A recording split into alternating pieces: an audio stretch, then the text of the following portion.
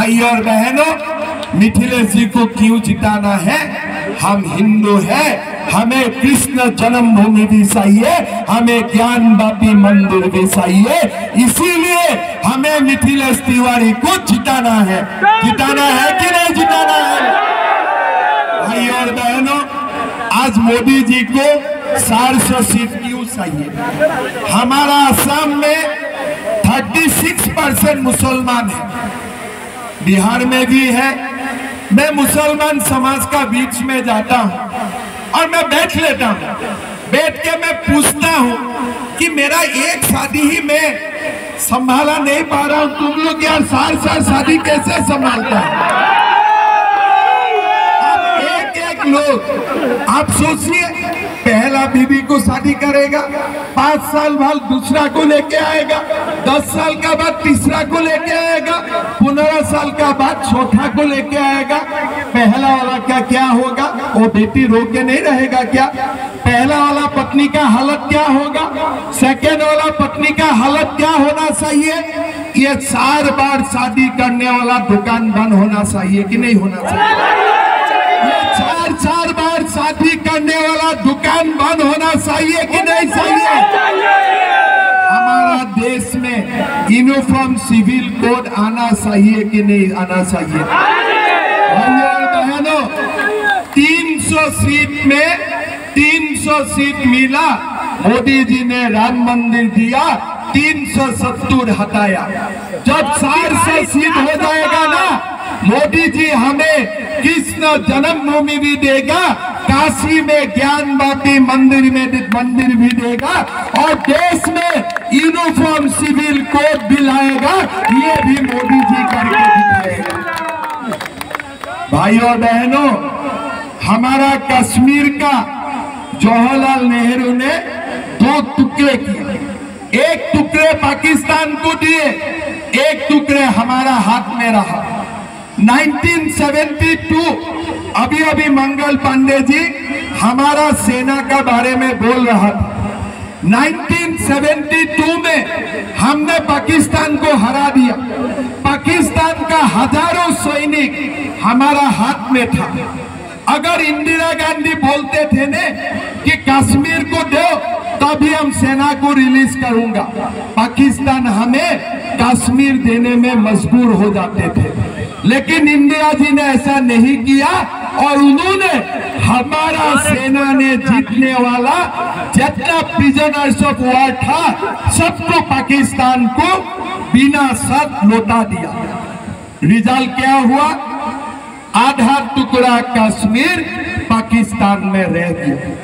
आज क्या हो रहा है?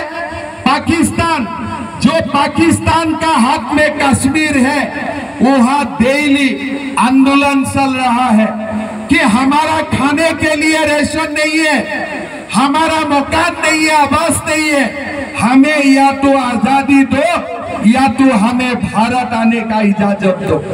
भाइयों और बहनों, मैं आप लोगों को बोलना चाहूंगा, एक बार मोदी जी 400 सीट पार कर लेते हैं ना, पाकिस्तान में जो कश्मीर है वो भी हमारा हो जाएगा।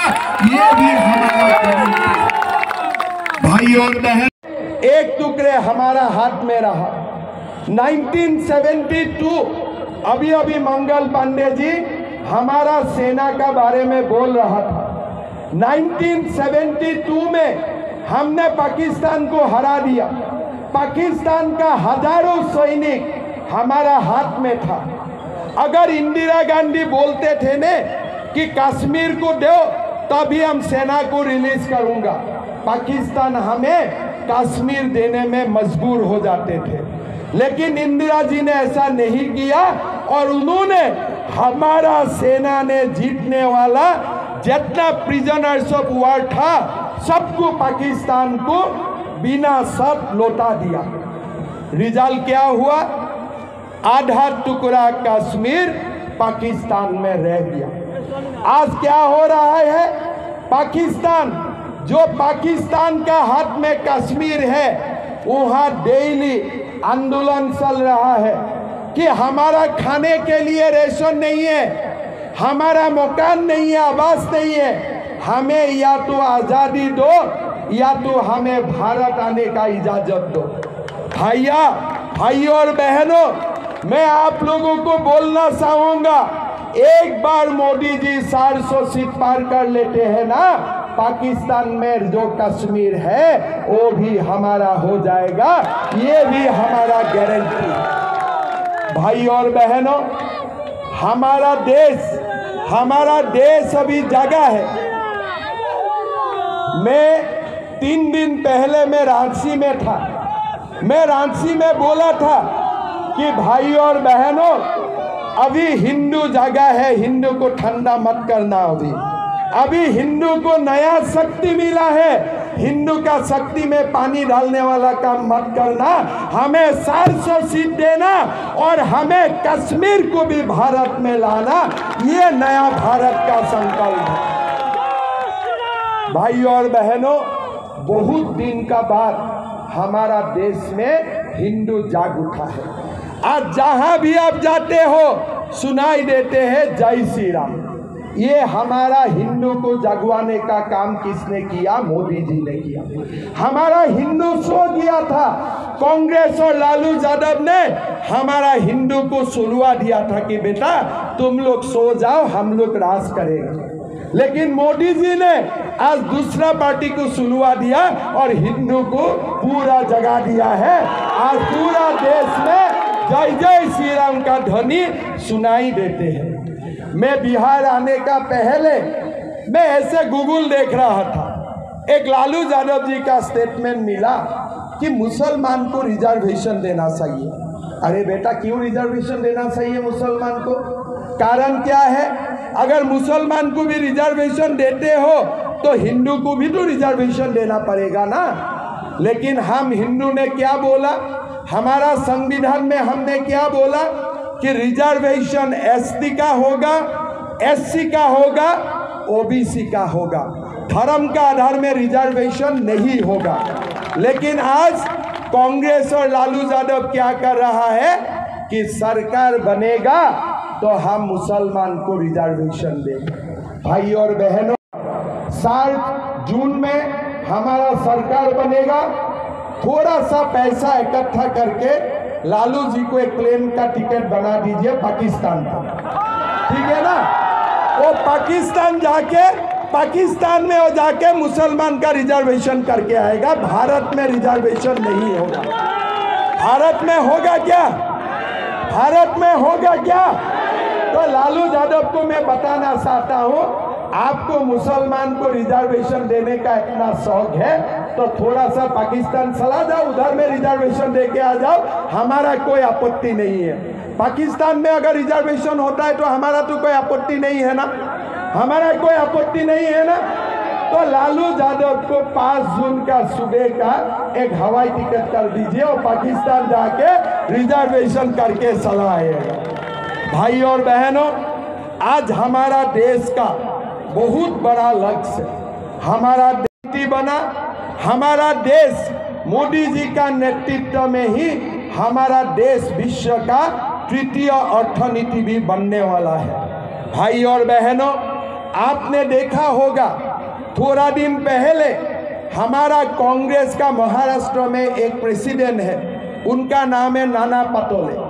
उन्होंने क्या बोला कि कांग्रेस सरकार आएगा तो हम राम मंदिर का शुद्धिकरण करेंगे। मतलब आप देखो, अभी भी वो लोग राम मंदिर का पीछे है। वो लोगों का अभी भी जहन में आया नहीं है कि बाबरी मस्जिद का जगह में राम मंदिर बन चुका है। मैं ये नाना पटोले को मैंने पूछा, भाई सोनिया गांधी का धर्म क्या है? तुम्हारा कांग्रेस प्रेसिडेंट सोनिया गांधी का धर्म क्या है? वो हिंदू है कि क्रिश्चियन है? पहले ये हमें बता दो, उसका बाद हम डिसाइड करेगा कि सोनिया गांधी को राम मंदिर जाने का अधिकार है कि नहीं, उसका बाद हम लोग डिसाइड करेंगे। भाई और बहनों, कभी जनता देते हैं लेकिन भगवान नहीं देते हैं। हम तो लालू यादव को बुला लिया था कि राम मंदिर का प्राण प्रतिष्ठा में आ जाइए। हमने खड़गे को भी बुला लिया था, आप राम मंदिर का प्राण प्रतिष्ठा में आइए, लेकिन राम लाला का शिकार नहीं था। बोला पापी मेरा पास आना नहीं चाहिए। उनका बुद्धि भ्रष्ट कर दिया, उनका बुद्धि भ्रष्ट कर दिया और वो राम मंदिर का निमंत्रण रिजेक्ट कर दिया। लेकिन वो रिजेक्ट नहीं किया, राम लाला ने ही उनका दिमाग में बुद्धि डाल दिया कि तुम लोग पापी हो, तुम लोग मेरा मंदिर में आना नहीं चाहिए। भाई और बहनों, बीजेपी बोलते हैं कि हमें मथुरा में मंदिर बनाना है, काशी में मंदिर बनाना है। लालू यादव बोलते हैं कि बीजेपी का काम मंदिर ही बनाना है क्या? अरे भैया, हमारा जो मंदिर है ना, वो हमारा आस्था भी है। और साथ साथ एक बात आप लोग सुन लीजिए, भारत का हिंदू का मंदिर में जितना लोगों के लिए रोजगार देते हैं ना, इतना रोजगार सरकार भी नहीं देते हैं जितना हमारा हिंदू का मंदिर लोगों का रोजगार का व्यवस्था करते हैं। आज अयोध्या देखो, राम मंदिर बना, कितना लाख लोगों को आज रोजगार मिल रहा है, कितना लोगों को रोजगार मिलते हैं। तिरुपति में तिरुपति मंदिर है, कितना लोगों को रोजगार मिलते हैं। माता वैष्णो देवी का मंदिर है, माता वैष्णो देवी का मंदिर में कितना लोगों को, हमारे लोगों को आज जीविका मिलते हैं। गया में कितना लोगों को जीविका मिलते हैं।